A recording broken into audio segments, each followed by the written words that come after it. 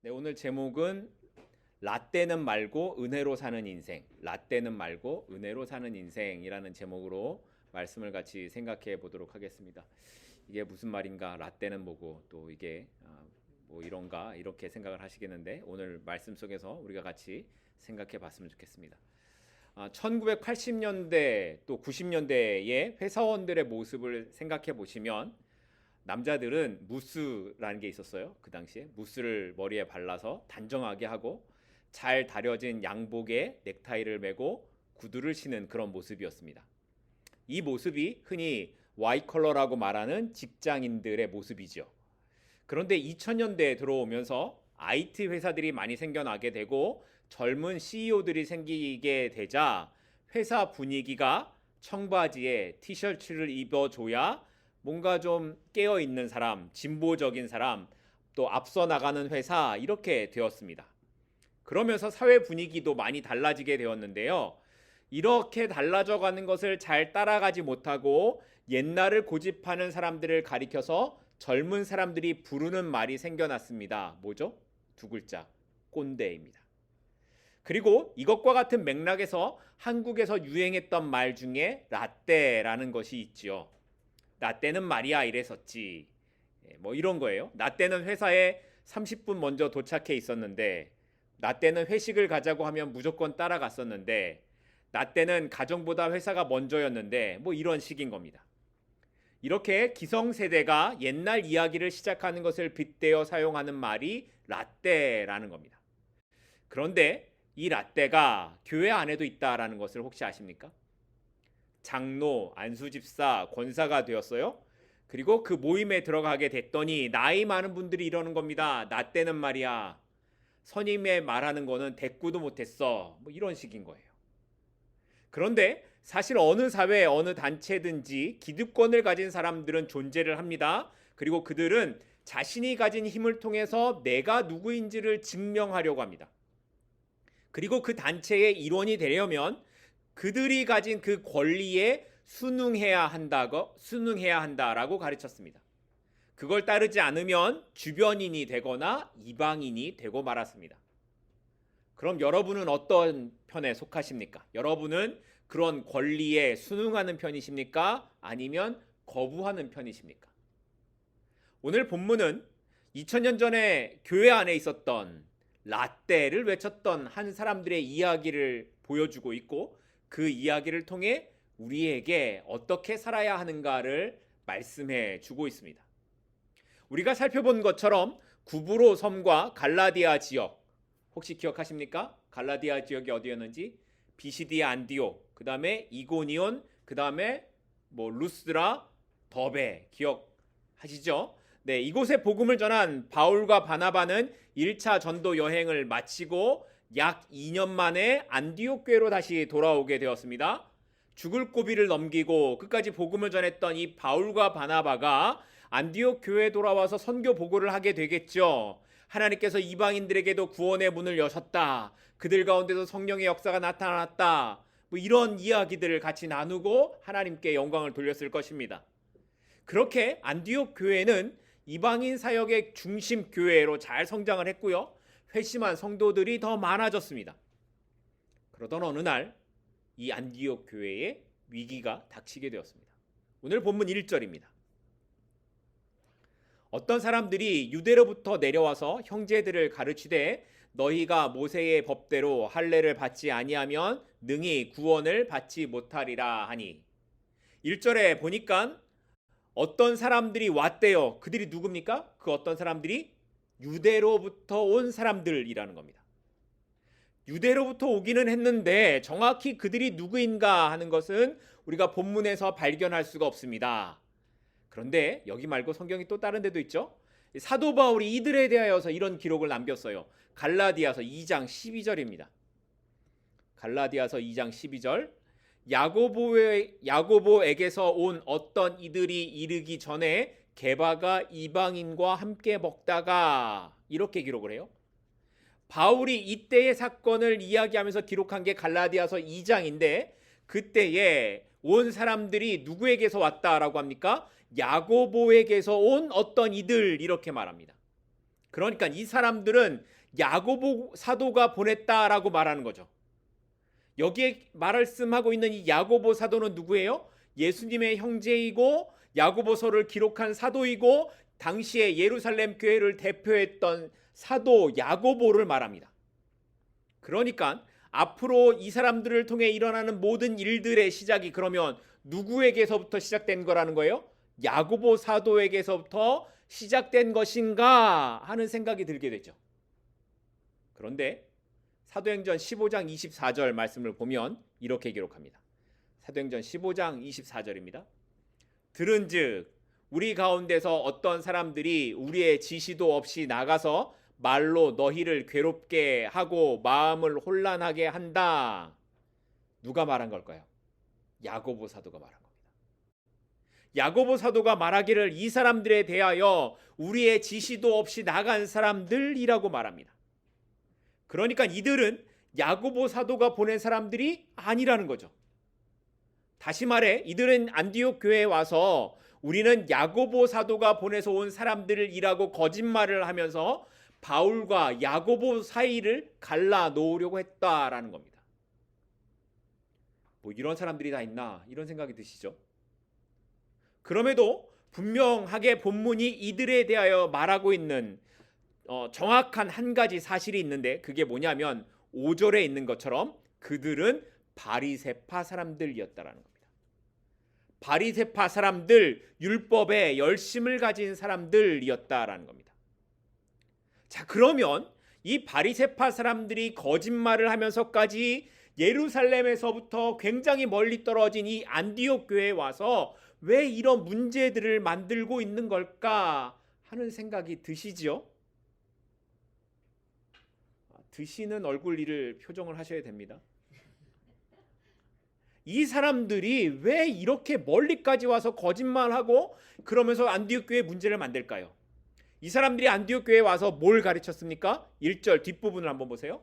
1절 뒷부분을 보시면 이들이 가르친 것이 모세의 법대로 할례를 받지 않으면 뭐가 없다? 구원이 없다 하고 가르쳤다라는 겁니다. 다시 말해 예수님을 믿은 이방인들도 모세의 율법인 할례를 따르지 않으면 구원이 없다고 가르친 겁니다. 그러니까 아무리 예수를 믿는다고 고백을 하고 성도의 삶을 산다고 해도 유대인의 율법인 할례를 받지 않으면 구원이 없다고 가르쳤다라는 겁니다.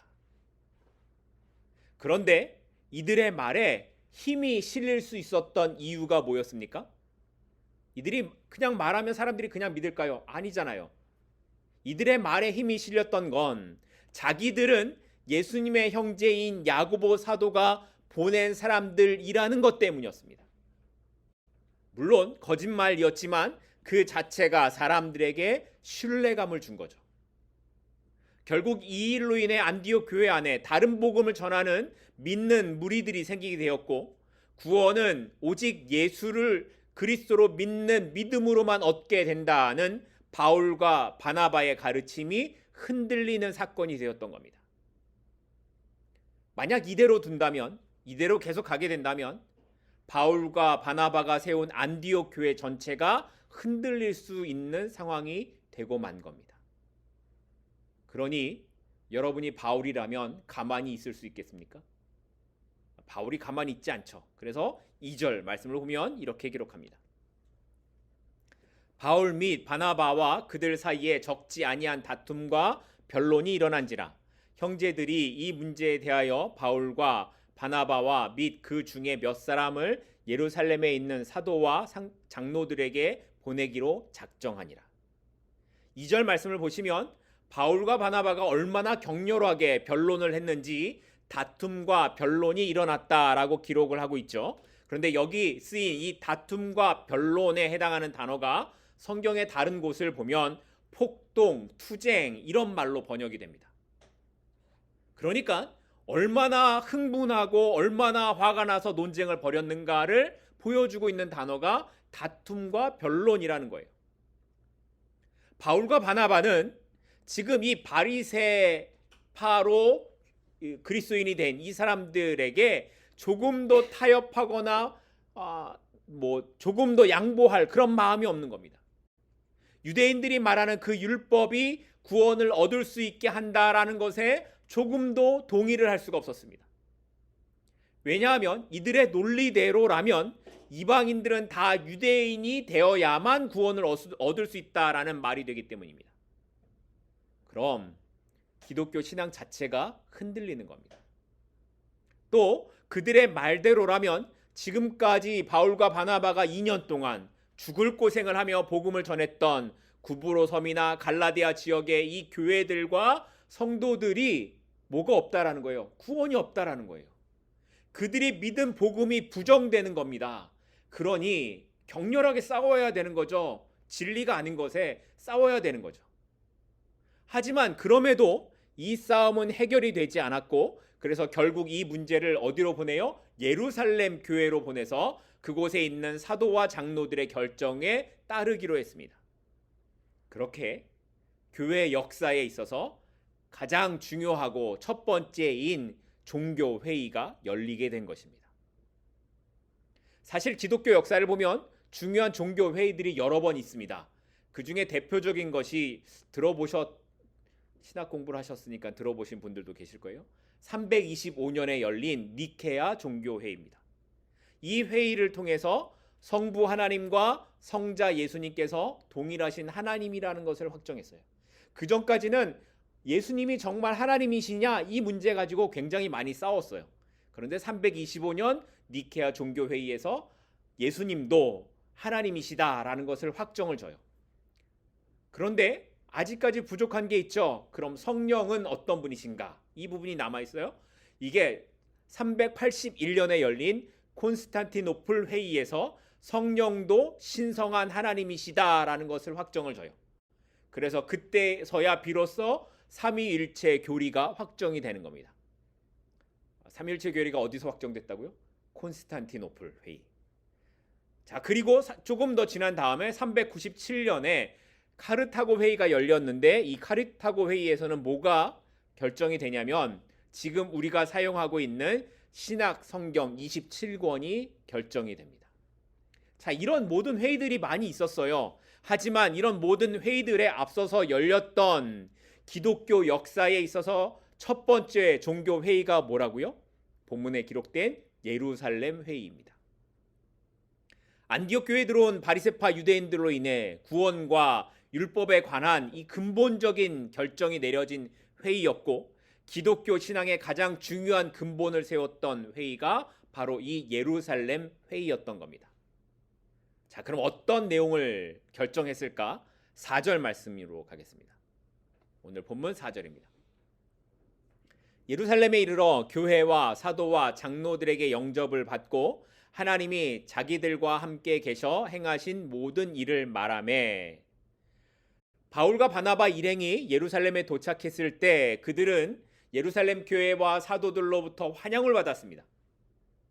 그리고 이 환영을 받았다라는 이 느낌이 바울에게는 특별한 것이었을 겁니다. 왜냐하면 맨 처음에 바울이 15년 전쯤에 예루살렘에 방문하려고 했을 때에 당시 사도들의 분위기가 어땠습니까? 아무도 바울을 인정해주지 않았습니다.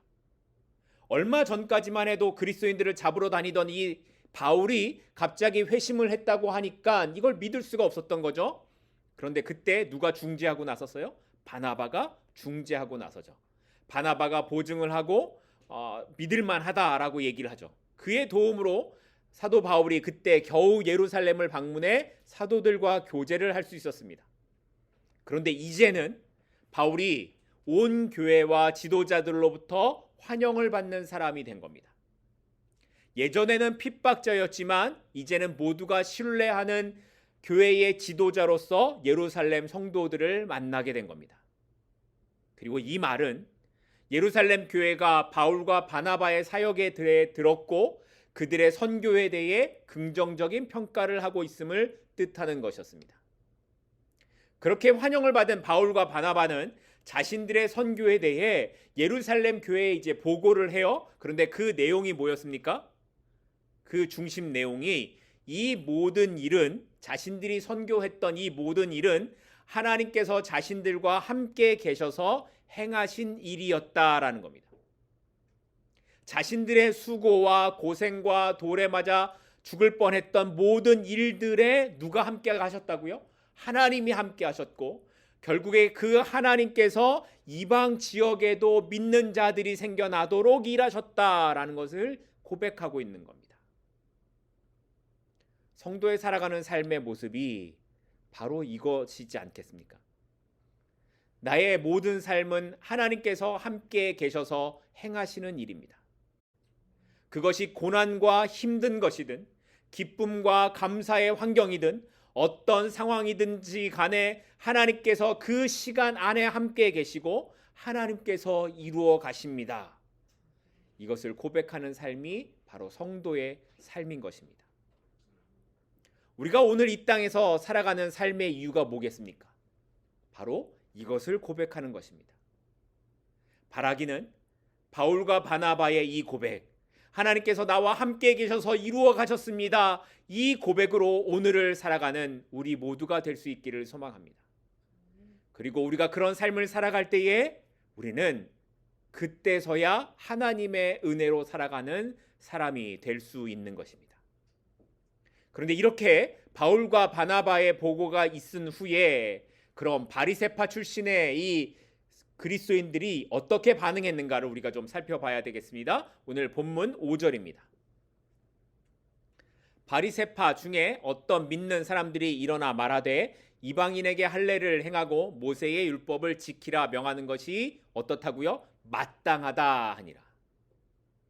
본문에 나타난 바리새파 출신의 사람은 그냥 유대인이 아닙니다. 그도 그리스도인입니다. 이들도 분명히 예수님을 믿는다고 고백한 사람들이에요.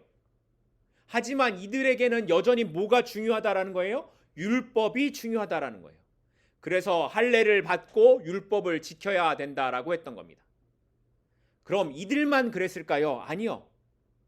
이런 분위기는 당시 그리스도인들 중에 대부분이 유대인이었던 상황에서 아주 설득력이 있고 많은 사람들이 동의할 수 있는 그런 내용이었습니다.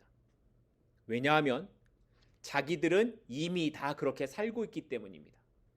자기들은 다 이미 할례도 받고 율법도 알고 율법대로 살고 있는, 자기들은 이미 다 그렇게 하고 있는 거예요. 그래서 이게 옳다고 이게 맞다고 생각했던 겁니다. 자기들이 하고 있으니까. 그러면 바리새파 출신의 그리스도인들은 왜 이렇게 할례와 율법에 대해 강조를 하고 심지어 이것을 따르지 않으면 구원이 없다고까지 말하는 걸까요? 그건 말 그대로 이들이 바리새파 사람들이기 때문이었습니다. 우리가 예전에 살펴봤던 것처럼 바리새라는 뜻이 뭐예요? 구별되다 이런 뜻이에요. 이 구별된 사람들이에요. 율법에 대해서 엄격하게 스스로 자신을 분리해 살아가는 사람들이에요. 이들이 얼마나 율법에 대해 강박이 있었는지 이들은 성경에 없는 법도 자기들이 만들어서 지켰던 사람들이었습니다. 그런데 이들이 복음을 듣고 예수님을 믿은 사람이 된 겁니다. 하지만 이들은 여전히 자신들이 살아온 삶의 근거를 두고 살아갑니다. 자신의 삶의 근거가 뭐예요? 율법이었습니다. 예수님을 믿게는 되었지만 여전히 자신의 예전의 모습을 버리지 못하는 겁니다.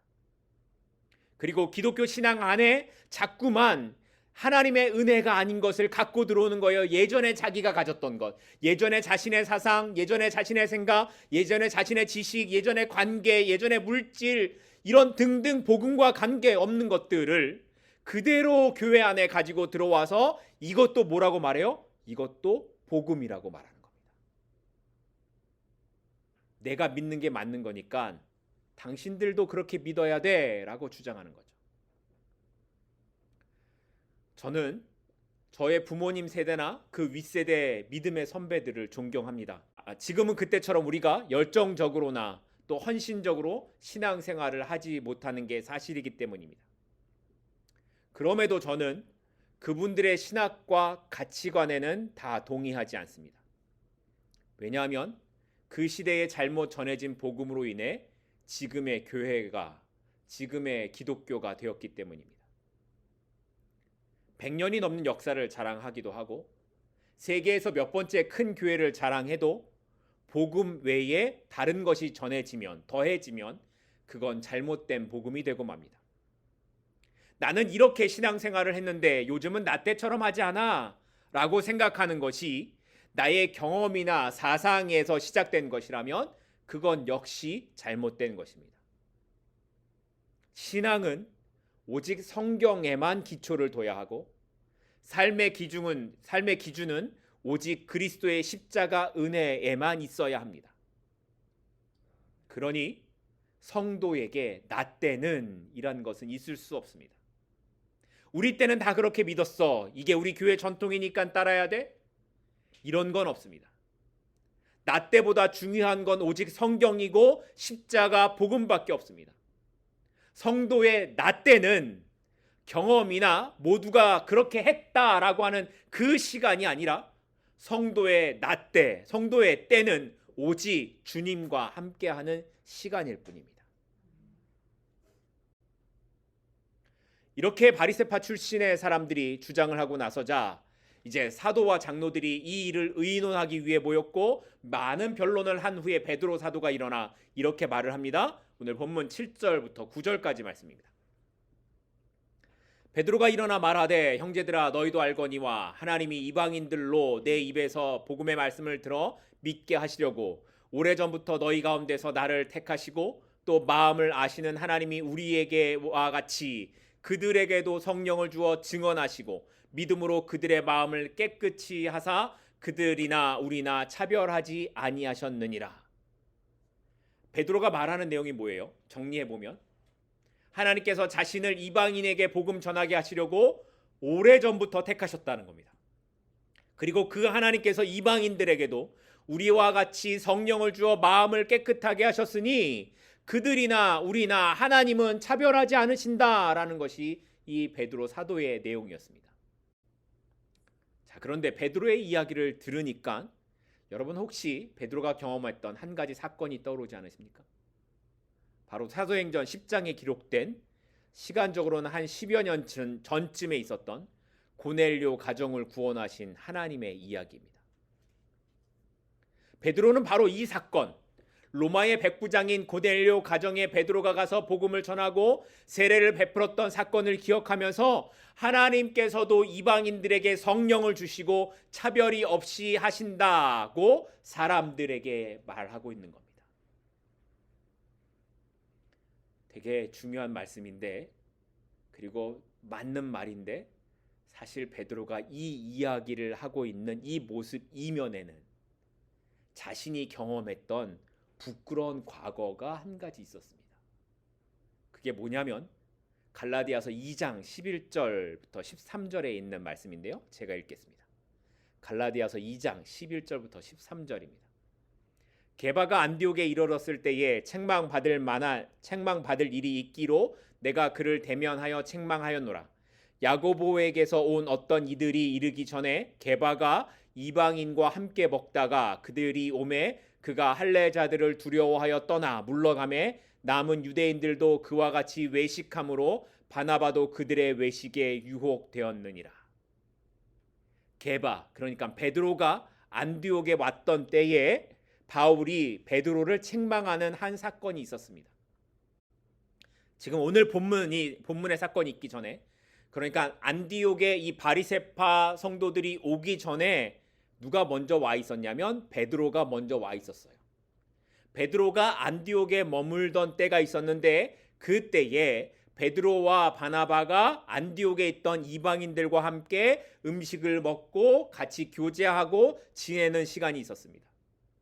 베드로는 이미 고넬료 사건을 통해서 이방인들과 자유롭게 교제하고 같이 음식을 나누는 것에 거리낌이 없었기 때문에 바나바와 함께 그렇게 교제를 했던 겁니다. 그런데 그때에 바리새파 성도들이 안디옥에 온 겁니다. 그러자 베드로가 어떻게 했냐면 그들을 두려워하여서 교제하고 있던 이 안디옥의 이방인들에게서 베드로가 떠나갔다라는 겁니다. 그래서 바울이 이것을 보고 책망한 겁니다. 베드로는 당시 교회의 최고 리더 중에 한 사람이었고 복음을 전하는 사도였음에도 불구하고 이방인들과 함께 교제를 한 것이 알려지게 되면 이 유대인들 사이에서 자기가 곤란을 당하게 될까봐 두려워하여 그 자리를 피했던 것입니다. 그러니까 바울이 볼 때에 복음을 전하고 말하면서 그렇게 살지 못하는 베드로를 보고 이 이방인들에게 복음이 잘못 알려지게 될까봐 베드로 사도를 책망한 것이었습니다. 그러면서 바울이 갈라디아서에서 베드로 사도를 빗대어 아주 중요한 한 가지를 이야기합니다. 갈라디아서 2장 16절입니다. 갈라디아서 2장 16절 뒷부분이에요. 우리도 그리스도 예수를 믿나니 이는 우리가 율법의 행위로서가 아니고 그리스도를 믿음으로써 의롭다 함을 얻으려 함이라. 율법의 행위로서는 의롭다 함을 얻을 육체가 없느니라. 구원은 오직 어떤 것으로만 가능하다고요? 믿음으로만요. 믿음으로만. 예수 그리스도를 믿음으로만 가능하다고요. 어떤 행위로도 의롭다 함을 얻을 수 없다라고요. 이것이 예루살렘 회의 이전에 있었던 바울과 베드로 사이에 있었던 이야기입니다. 아마 베드로는 바울의 책망을 듣고 정신이 확 들었을 겁니다. 그래서 오늘 예루살렘 회의에서 사람들에게 정확하게 이야기하는 거예요. 너희도 알지 않냐? 하나님께서 나를 통해 고넬료 가정에 구원을 주시고 그들에게 성령을 주시고 그들이 방언을 했던 것을 너희도 알지 않냐? 그러니 더 이상 무슨 말을 할 수 있겠냐? 이랬던 겁니다. 그리고 그렇게 이방인들에게 구원을 주시는 하나님의 일하심을 이야기한 베드로의 결론이 어떻게 끝이 나는가? 10절입니다. 오늘 본문 10절입니다. 그런데 지금 너희가 어찌하여 하나님을 시험하여 우리 조상과 우리도 능히 매지 못하던 멍에를 제자들의 목에 두려느냐? 베드로의 이 말을 들은 바리새파 사람들은 가슴이 덜컹했을 겁니다. 자기들은 하나님께 잘한다고 생각해서 했던 일인데 베드로가 지금 뭐라고 이야기합니까? 너희가 어찌하여 하나님을 시험하려고 하느냐? 여러분들 이 말씀 많이 들어보셨죠? 이 말은 하나님을 시험하다가 광야에서 죽은 이 이스라엘 백성들 조상들의 이야기를 하고 있는 거예요. 너희가 하나님을 시험하려 하느냐? 그래서 죽었어요, 이스라엘 백성들이. 그런데 베드로가 이 말을 바리새파 유대인들, 이 바리새파 그리스도인들에게 하고 있는 거예요. 그러면서 베드로가 하는 말이 이건 우리 조상과 우리도 하지 않은 일인데 너희가 뭐라고 그 멍에를 만들어서 제자들의 목에 매려고 하느냐? 이렇게 야단을 치는 겁니다. 자, 회의가 어떻게 되겠습니까? 끝났죠. 게임 끝났죠. 지금도 그런데 어떤 사람들은 자신의 생각에 옳은 대로 하나님을 믿습니다. 그래서 어떤 사람은 스스로 멍에를 매려고 하는 사람도 있고 자신이 틀리지 않다, 나는 옳다라고 생각하며 자신의 기준을 갖고 다른 사람들을 평가하고 지적질하는 데에 특별한 재능을 가진 사람들도 있습니다. 재능이에요. 그 사람의 재능. 사람들마다 각자가 옳은 기준을 만들어요. 그리고 이렇게 믿는 것이 옳은 신앙이라고 말을 합니다. 그러나 우리가 예수 그리스도와 함께 죽는다라는 것은 우리가 생각하는 가치관이나 기준이나 습관이나 성품이나 이런 모든 것들을 죽이고 주님의 다스리심 안에 산다라는 것을 말하는 겁니다. 또한 우리가 주의 뜻을 구하고 성령께서 나의 생각과 성품과 습관을 다스리시도록 그렇게 구하는 삶을 살아갈 때에 내가 죽고 내 안에 그리스도께서 드러나게 되는 것입니다. 그리고 그때에 우리가 고백할 수 있는 유일한 한 가지가 뭐예요? 주께서 나와 함께 계셔서 행하신 일입니다. 라는 고백일 뿐이라는 겁니다. 이런 삶을 살아가는 사람들은 율법의 의로 자신을 자랑할 수 없습니다. 자신이 남보다 조금 나은 것, 조금 더 깨끗한 것을 의로 여길 수도 없습니다. 그래서 베드로 사도가 마지막, 오늘 본문 마지막에서 이렇게 말하죠. 11절입니다.